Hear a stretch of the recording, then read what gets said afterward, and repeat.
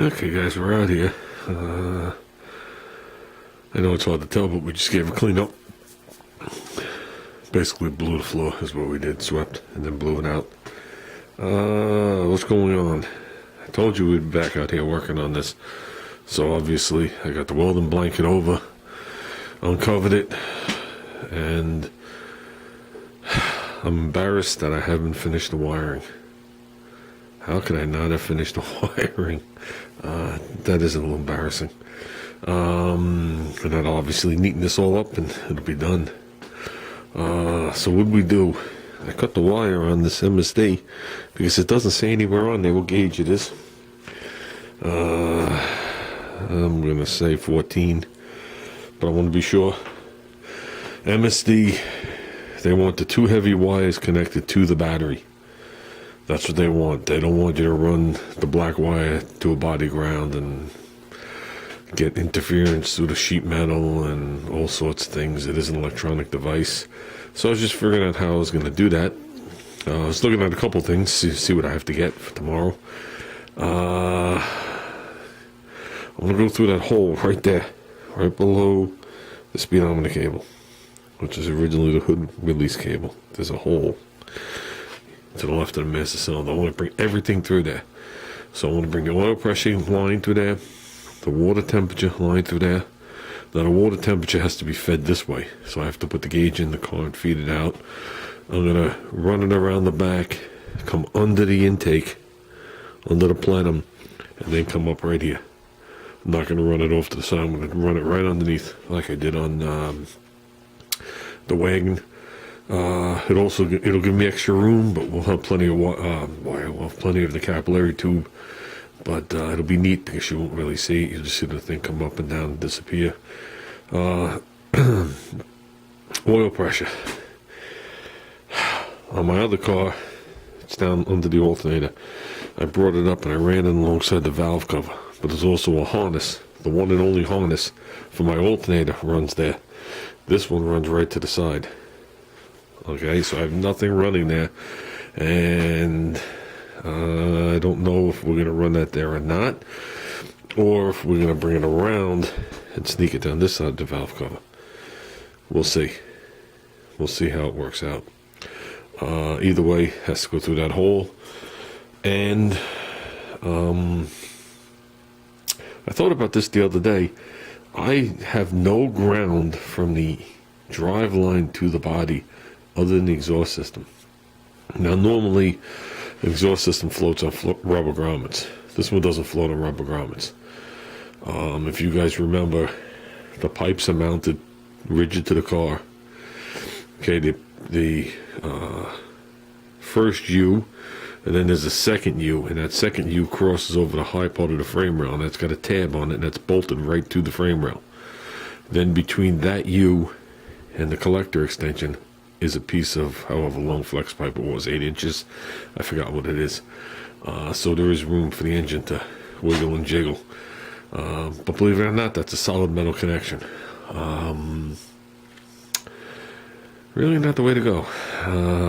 It doesn't matter to start the engine because everything goes to the engine, but you definitely want some kind of ground straps. In reality, the way you would have did it was there would have been a ground strap from the engine to that cross member. Then there would have been a ground strap from the engine to the body.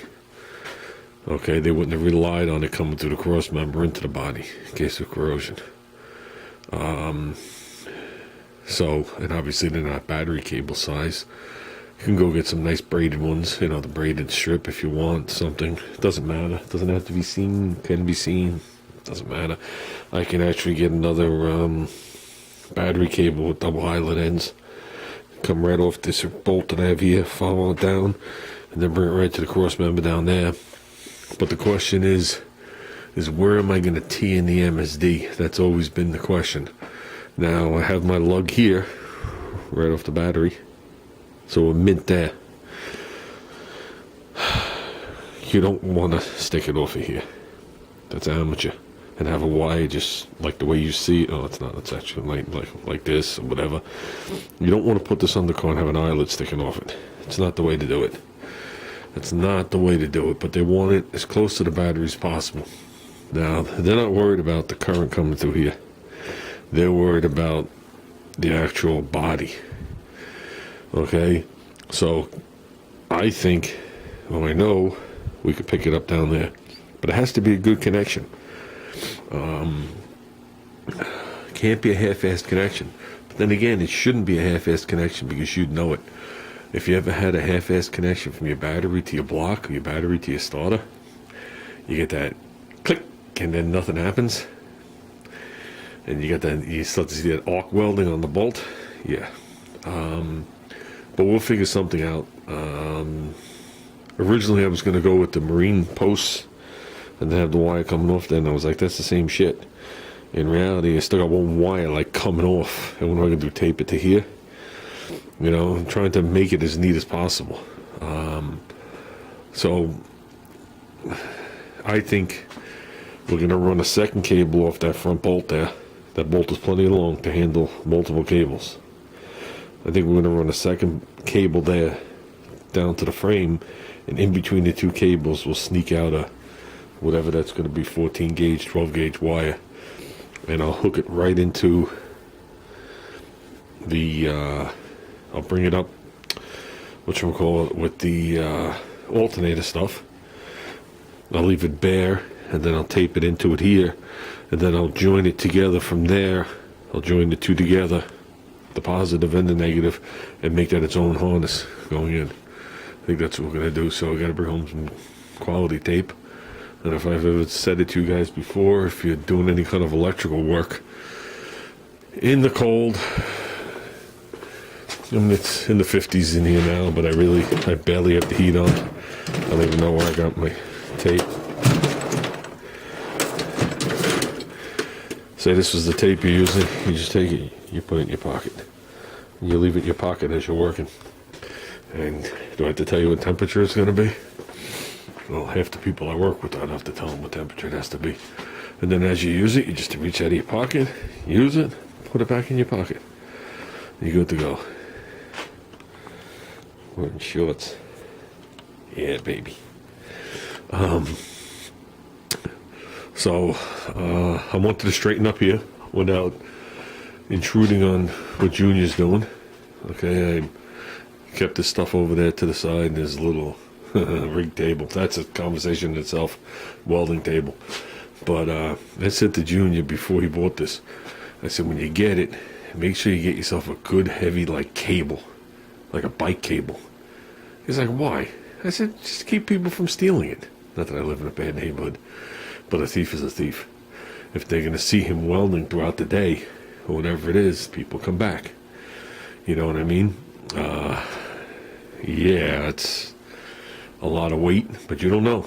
They'll throw that tank to the side and grab it and run. You never know.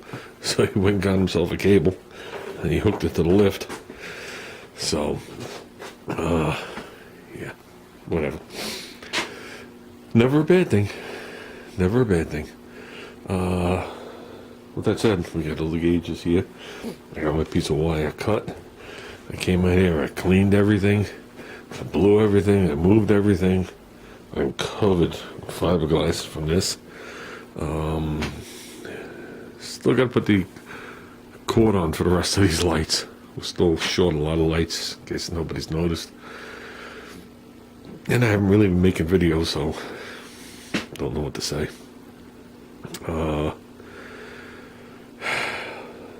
Like I said, I think once I get into it, we'll be good. I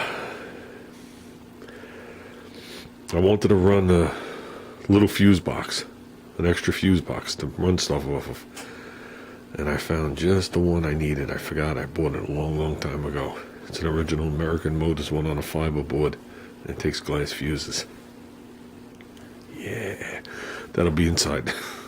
So if everything works out well, we're going to put the 2 gauges. I'd love to put them on the cowl, but I don't know what kind of weather this car's actually going to see. I don't know what's going to happen with this car the second it gets started up and leaves. But it looks like we're going to put them on the steering column, in which order, we're undecided. I want them to be able to see the speedometer. Okay, even though it's going to be inaccurate. Even if it says he's doing 70 and he's really doing 50. At least he knows 70 is 50 rather than no speedometer. That's kind of stupid. So it looks like they're going to be on the column. Everything's going to come through this hole, make a right-hand turn. And unfortunately with this car, everything's like open. So any wiring you do, you see. You know, the hood blocks you from looking at it from the sides and shit like that. But I don't have a big air cleaner that tucks shit under or nothing like that. So everything's out in the open. Everything's going to be criticized. The whole car is going to be criticized because of the colors. He's going to get a lot of comments. Some he's not going to like. Some I'm not going to like. And, but I'm a much bigger man than that. But with that said, let's get this shit knocked out so we can just move on and be done. I think I've taken a big enough break from this. And that's it. Make a separate video talking about the welding table and stuff like that.